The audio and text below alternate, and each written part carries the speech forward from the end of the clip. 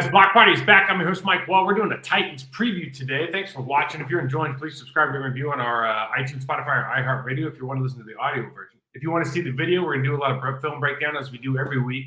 Check us out on our YouTube channel, Process to Perform. Hit me up, MikeWahle68, with any questions about the show, about the Packers, about the NFL in general, about football, I suppose, of life, if you want to try that as well. Process to Perform on Instagram. Our show is sponsored, as always, by BetOnline. BetOnline is the world's most trusted betting platform and your number one source for everything football. BetOnline has every stat, every matchup, and even live odds and spreads to bet during the games. Think you know your stuff? Get in on the $200,000 mega contest and pick 5 games against the spread every week for your chance at weekly prizes and a share of $200,000. When the game's over, head over to our online casino. Get in a game of blackjack, get in a game of poker, unwind with one of our over 50 slot games. 150 slot games, excuse me. So head to the website today to get on the action. Bet online where the game starts. And let's start with this. The Packers, I think, are leading the National Football League in rushing right now. Obviously, last week, they're going to have over 200 yards at halftime. You know, we kind of saw what that game looked like. I did hear something interesting that right now, just rushing is generally up during the league, and they started asking, speculating why. I'll dip my toe into that right now, just because I think it's just a consequence of the natural cycles of the National Football League. We've seen this for years. The size of defenders is, I mean, just think about the dime linebacker that the Dallas Cowboys were playing last year at the end of the season. Like, the size of defenders is getting too small because they want the pass rush guys. They want to pick up the stats. Stat guys have gotten into the business too much now, and so you can correlate between turnovers and victory, between sacks and margins of victory, pressures of margin. So they've I think in some ways they have overvalued sacks, big plays. Let's just call them big plays, and undervalued being able to do your job at a high level, kind of snap in and snap out. So the pendulum swung.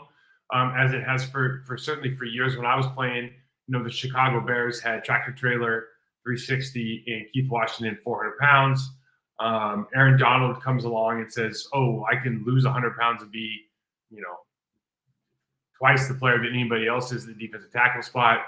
We see that with the evolution of the offensive line. I was 295. I remember Hutch came in; he was 315. That became the new standard. Guys get up to 330 now, but you look at across the league, the Packers versus maybe some other teams. In particular, you can just look at the left tackle they picked up in Tennessee from Alabama, and just the size difference. It's like, what are you trying to accomplish with your team? These teams that are trying to get smaller and faster, they're running into 21, 12, and 13 personnel with maybe some fullbacks and tight ends that can actually block, and you're going to see some problems. So I think that, kind of speaking generally, the cycle always, one step, the offense is always trying to stay a step ahead of the defense and vice versa. The Packers are in a unique situation right now because where I don't think they have a dominant offensive line. Although I think Jenkins is playing really well. But they have a great running back. They're skilled guys, even with the quarterback injured. Everybody else on the field is such a threat, and you really only need 2. You think about, you have, Josh Jacobs is obviously last week really kind of announced himself playing at a high level. And then you have Jaden Reed, who's a guy that they have to game plan for. So the defense has to game plan for 2 guys now, even not including Love.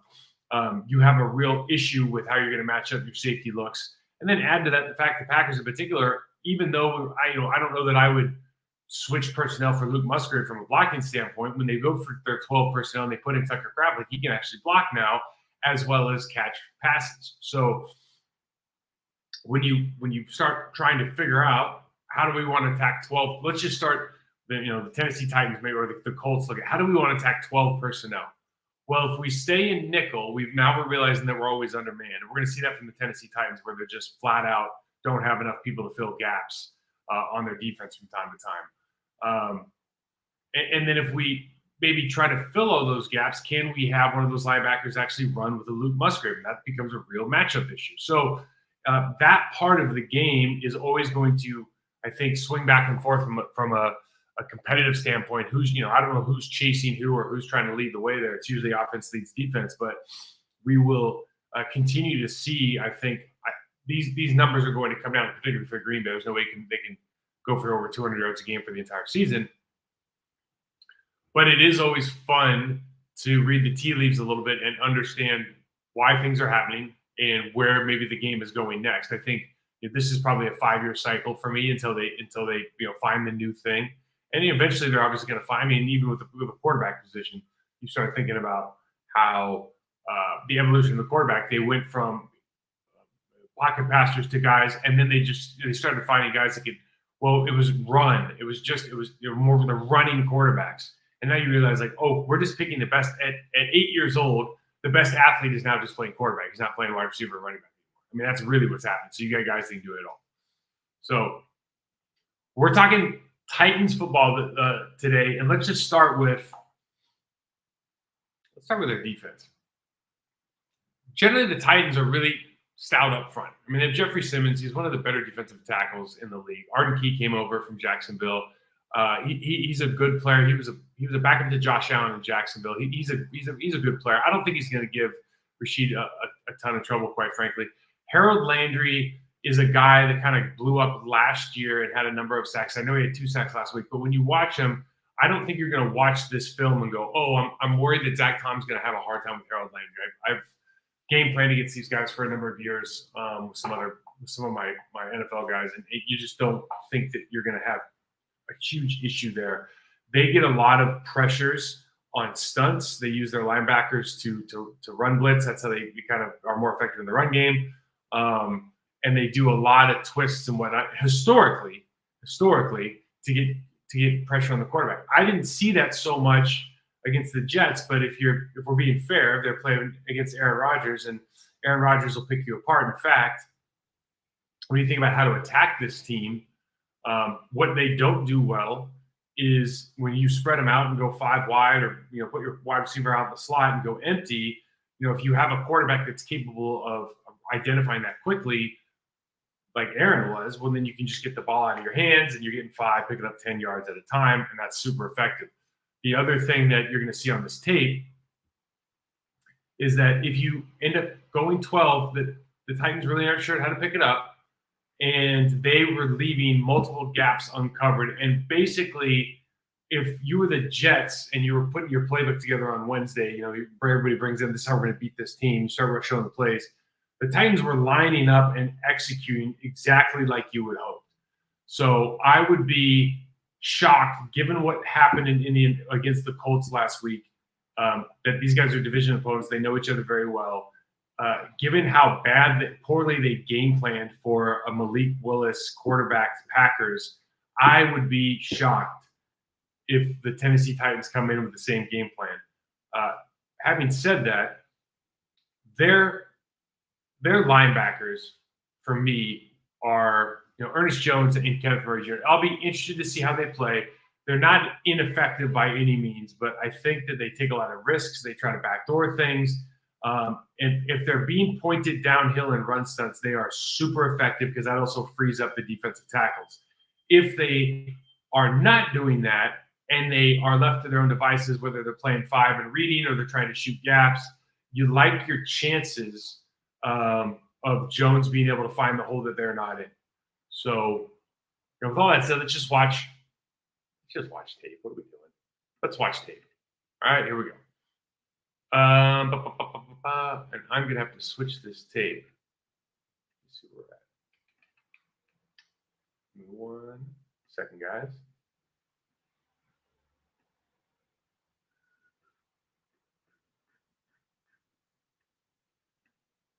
Boy, that's a good play. I can't wait to go over that one. This guy is an absolute unit. Okay.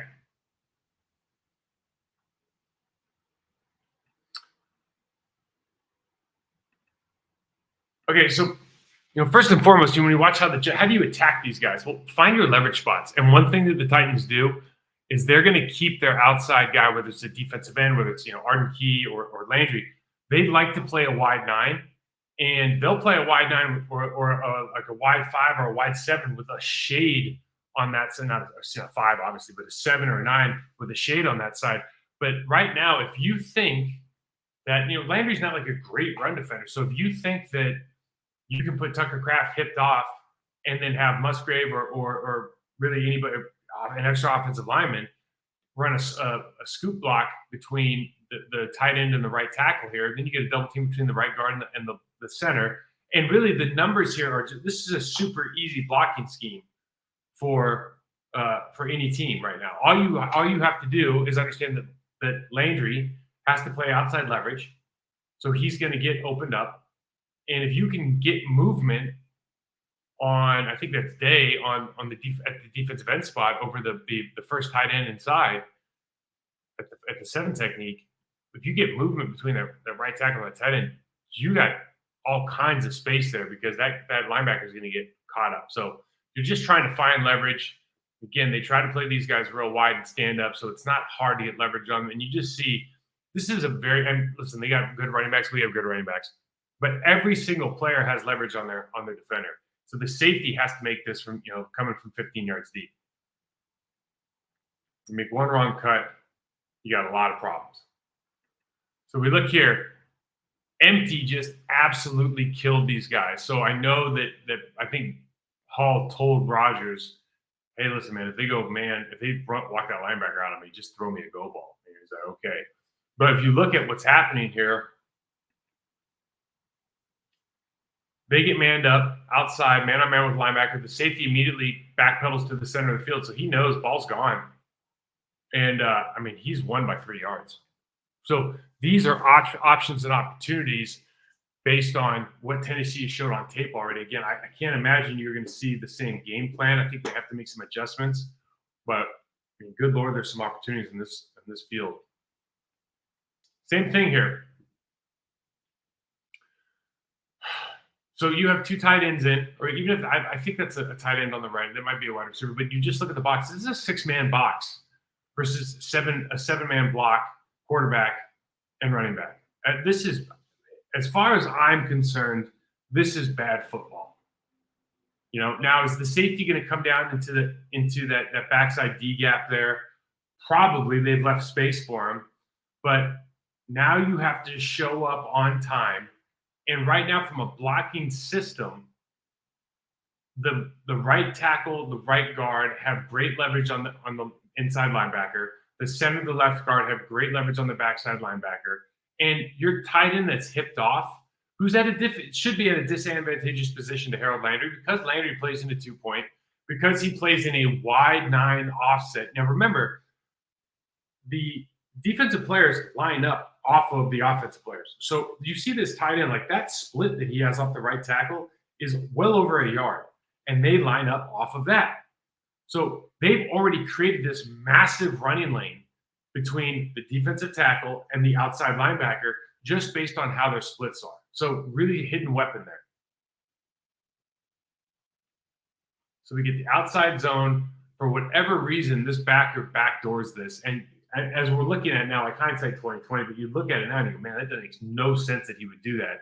So it helps the tackle get extra hands on their best player, and they take it to the house. So here's the other thing. They go empty, and you just have answers everywhere. Okay, so they got man on there showing pressure in the strong side A gap or B gap with the linebacker, but he's going to back out and play that tight end. We got manned up to I think that's Hall, who's in the hipped off position over the left tackle. Okay, everybody else is in man. They play looks like they're playing cover 2 man to start. And you see the backer at the top goes outside. He thinks because Hall's chipping, he goes outside, so he takes that outside release over the top of that X receiver, just goes back in steps, easy 10-yard pickup, right? Easy 10-yard pickup. Now, I think this is a 3rd and long, so take it for the grain of salt. But take your gimmies. This is one thing that Aaron Rodgers did that was so great. The Tom Brady, the great ones do this. They'll just, if you're going to give me, a 12-yard cushion, I'm just going to throw the ball into the slot and I'll get 10 yards back. It doesn't make any sense. So you see from where the linebackers are, I've highlighted with the white cones, there's no danger in the throwing lane here, or the chance that the linebacker gets over if he lets this ball go fast. Safety's got to make a play. And they end up making the play, and it looks like they're close to the sticks. But if you back this up, like this is bad football by the Titans. Like you're catching this ball with 1 yard to go with momentum. I don't know if they got this or not, but it's pretty damn close. So again, We're just talking numbers. I mean, this is from a defensive coordinator standpoint, this is dramatically unsound.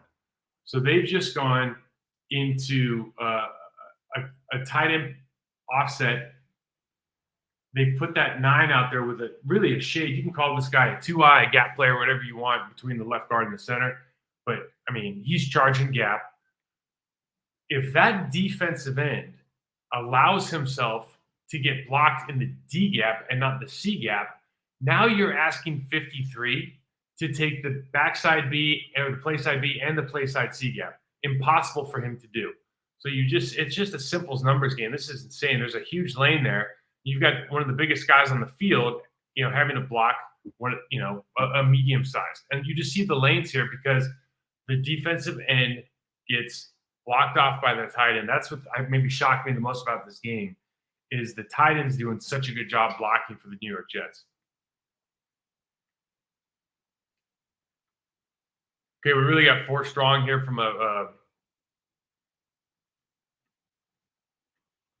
the Jets. Now, I think the best. So when you look at this, I'll show this from the end zone, but these are really the best plays that they have, and it's when the linebackers just have built-in dogs, and they're just going right now. So I'll show this from the end zone, and you look where Hall is, and this is a good read by him. I'm sure they picked this up on tape.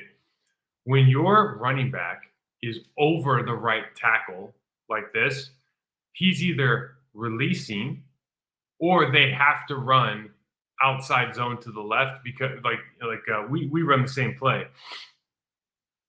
But this is like from an insert standpoint, he's too far away to insert into the A or B gap. So you know that if you're trying to win here with leverage, it's 56 figures out quickly.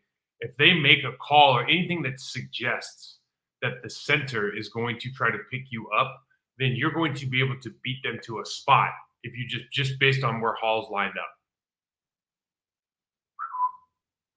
Okay. Great play by him. And I think this is where they're at their best. And then, of course, you got Jeffrey Simmons, who's a run game wrecker. And so they run a B here to the backside. I think this is short yardage.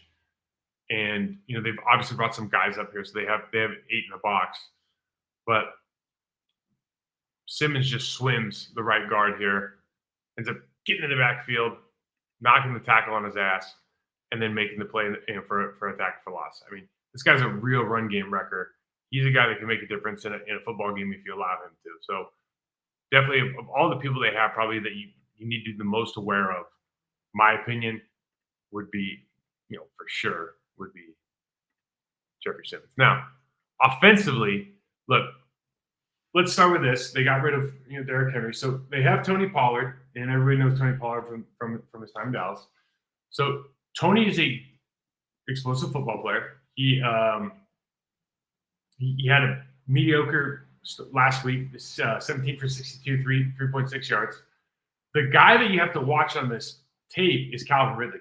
You kind of forget about Calvin Ridley because everything that's kind of happened to him over the last couple of years, but he is an absolute burner. He pulled a rabbit out of his hat for a touchdown in this game. He hit a crossing route. I'll show you that he just jumps off the screen with pace. I don't know that you want to go man with him on this team unless you want to commit everything else, all your resources to the run. But I don't know if you want to have Jair follow him across. That'll be an interesting matchup.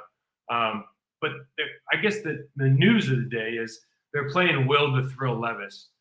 This guy, and I think I might have this wrong, but I remember this guy brought his longtime girlfriend to the draft, and he didn't get drafted in time, and she looked kind of disgusted. I think they had some breakup, and now he's knee deep in something, some other activity. I don't know, but for some reason that's a lasting memory of it's the only lasting memory I have of the draft. Maybe oddly enough. Will Levis is an absolute joy to watch as a fan. You don't know what he's going to do next. He has an incredibly live arm. He seems to have all the bravado. He reminds you of like Brett in that he just seems to have no conscience whatsoever. And he's going to do some stuff where you're like, one play, man, that was absolutely amazing. And the next play, that was absolutely amazing, man. I can't believe he did that. Last week, 19 to 28, 192 yards, pick and a touchdown, 4 sacks. He's just a ton. I don't know what else to say. I mean, he's a ton of fun. He's just a ton of. Let's watch tape on this guy. I mean, This is not one of those games. Like the Tennessee Titans don't want Will Levis to win the game for them, right? They want their defense to win the game for them. They put some pieces together, certainly with Ridley, bring Pollard over. I think they put some work in their offensive line. They have 2 first-round picks on the left side. We'll look at those guys a little bit, but they're trying to build up that offensive line again. This used to be a much more formidable line years ago, and I think that's how they're going to try to win football games. But this guy, he might be one of those guys, and like 3 years from now, you're going, okay, there's nothing he can't do. So right here, man, I mean, there's no reason to throw this ball, but I think they said something in Rounders like you don't lose the money you don't bet, but you don't win it either. Like you can't win if you don't play.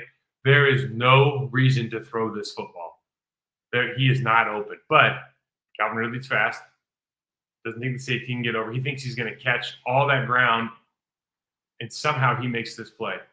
Absolutely unbelievable. So they go to bunch. This is actually, this is interesting from a game plan standpoint. So if they go bunch and you match the top guy man to man, and you're basically going to either, what are you going to do? Are you going to try to man this through all the traffic? I'm talking about the Jets now, or are you going to try to zone it off? Well, if you determine that the top guy is going to play man, then you can just run this pick. So they pick with the outside receiver at the line of scrimmage. They run a rub and then run the third guy out. So they run a pick. He turns the top receiver turns around, and the backside guy runs all the way on the wheel, and this guy can put the ball wherever he wants. I think they end up getting another 15-yarder there. You see the speed here. I mean, Pollard's always been an explosive running back. I think I'll show this from the end zone. So interesting here. They go down, around, but the tight ends on the line of scrimmage, they brought in their extra lineman and used him as the hip-off guy at the point of attack. Now, this is one of the things that we can do now that we at least did last week with Tucker Kraft is we can leave him. We can put Musgrave on the line of scrimmage, knowing that they're going to play a 9 technique. He doesn't have to block anybody until the second level. And we can put Tucker here, and he can do a good job of walling this guy off. So similar play. We had similar kind of success. And we can do this just out of our 12 personnel.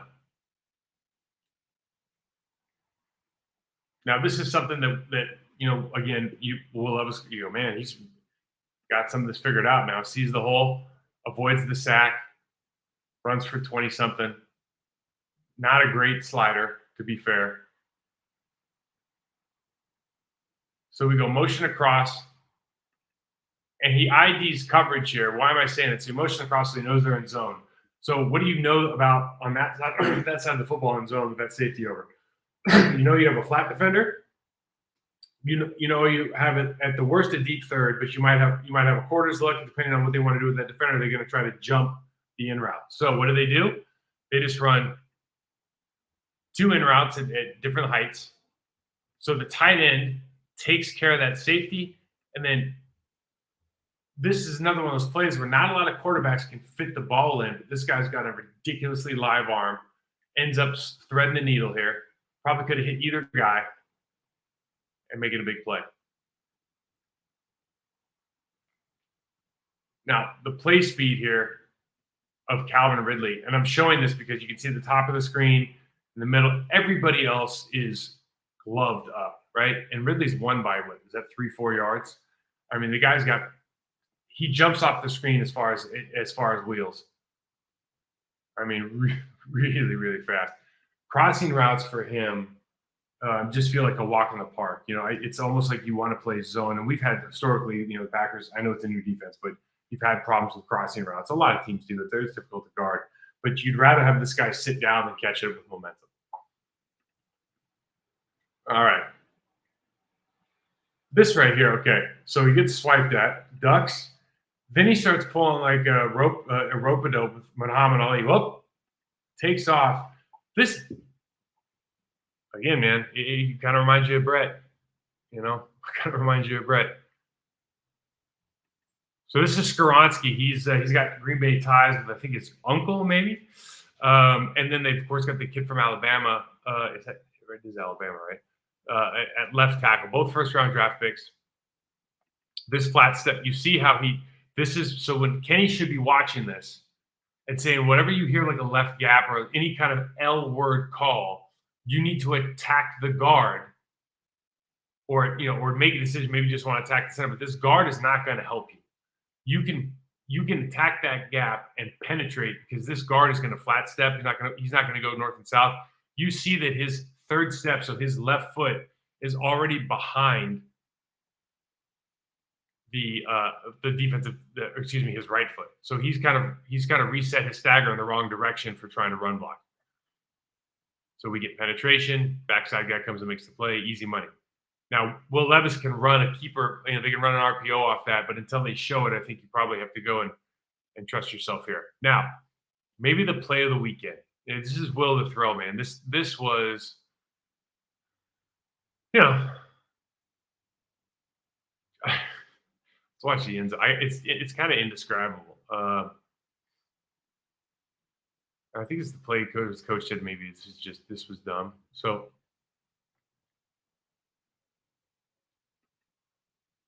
pocket's good, pocket's clean, pocket's not feeling so clean anymore. And it's not fair that this guy's on the ground, he doesn't see it. But this point, like, he looks like Superman. It's like, just take the L, man. Like, your linemen are saying, just take the L. Like, this is one of those, we'll just take the sack. It was an accident. Like, you got tripped, no big deal, right? Anything but throwing the ball. Just don't throw the ball backwards, man. Please, just don't. Oh my God. You get all the way down to it's hard to score points in the National Football League. It's hard to score points in the National Football League, and you're out there throwing the ball backwards on a Superman look over the defensive end's outstretched foot. So, listen, I don't know what the spread is on this game. I should find out. Let me figure it out real quick while we're talking. I think that for me, the Packers have to go into this game and feel, even though they have to play Tennessee, I think they got to feel pretty good. So it's a 1.5 to Tennessee. They're doing that because of the quarterback. It's clearly not the better team. I will say this, and I keep going back to it. The way that the Colts played defense was just, it didn't, at least for the first quarter and a half, just didn't make any sense. And I know the Packers only scored 16 points, but running that much, it just didn't make any sense. You got to test a quarterback, an inexperienced quarterback, more than they did. Now, the spread's at a 1.5. The over-under is 37.5. This is not going to be a high-scoring game, according to the experts, right? And these guys know a lot better than we do. And I would just say this. I'm talking about the betting guys, of course. I would just say this. The Tennessee Titans, we just saw schematically, were porous in the way that the Jets got into some formations that caused them to literally not have gaps covered. Now, if the Packers see that and go, we can do the same thing. Like, if the Tennessee Titans don't make any changes, it would be absolutely shocking. But at the same time, you got a new staff. Brian Callahan's. So I think Brian Callahan's father is there with him coaching O-line. So that O-line is going to continue to get better and better. Obviously, they've made some investments there. But they bring in Brian Callahan. He's kind of an offensive mind. And I would be interested to see, if I can just check real quick. I should have done a better job of this. Let's see. Defensive. See who their DC is. Okay, Denard Wilson. 12 years of coaching experience, the defensive backs. Okay, well, so that makes a lot of sense. So he was a former DB coach. So what does that tell you? I mean, when you start looking at, like, the structure of the box, maybe they need to collaborate a little bit more on that. I don't know. I would just be so shocked, given how good they were at some other things over the last really 4 years, that you would see the same product on the field at the end of week 3 here. I think you're going to get. I can't imagine they're not going to run more games for their defensive. I mean, that's literally how they've lived for the last 4 years. Games with their defensive ends, defensive tackles, stunts with their linebackers, which we saw a little bit. But put your foot in the ground and say we're going to not allow you to run, right? That's going to be our philosophy, and then force you to win with your quarterback. At this stage, with the Packers, if you don't do that, you deserve to lose every game. So I still think the Packers are going to win. I just think they're a better football team. Malik Willis was 12 for 14 last week. So, you're comfortable giving him a limited amount of snaps. Remember this, guys. Like, I was thinking about this when Ben Roethlisberger came into the league. He got to go play with the Steelers, Jerome Bettis. They had a great offensive line. They were Hines Ward blocking receiver. Like, they had a defensive football team. So he would only get like 17 passes a game. We knew this for a fact because maybe it was 17 or 18, I don't know, but we used to go like, God damn it. Like, we're over here pass blocking for, 30, 40 plays a game. And these guys over in Pittsburgh have to pass block like 17 times a game, and half of those are probably play action or keepers. So it's not unheard of. And again, we see the trend towards rushing the football is changing and shifting. It's not unheard of for teams to go into a game and say, like, we're only going to throw this sucker 20 times. Like, it's okay. And we feel real good about the 20. We talked about how we're going to game plan with Malik and go in on Wednesday or Tuesday and going, hey, what plays do you love? What plays do you like? And what plays do we want to take out? And let's make that a really, really small list of the former and maybe a larger list of the latter. When you do that, the confidence you still in that quarterback, the reps that you get at practice, all that stuff expands. And now you have to lean on, the guys that have been around for a little bit longer. And certainly you have some leadership, particularly at the offensive line position, in my opinion. And then with Josh Jacobs coming in, even though he's new, he's not new to the National Football League. Like, those are the guys you probably want to lean on a little bit more, along with Jaden Reed, along with Tucker Kraft, along with Wicks and Dot, all those guys. So it's very plausible to me that we go for the next 2-3 games running, passing the ball somewhere between, 17 is probably on the low end, but somewhere between 17 and 23 times a game and being really happy with it. So anyways, that's my that's what I would do. If I was the Packers, I would. And the other thing is, just get into empty like they did with Aaron, and pick out, find a fit and throw the quick pass.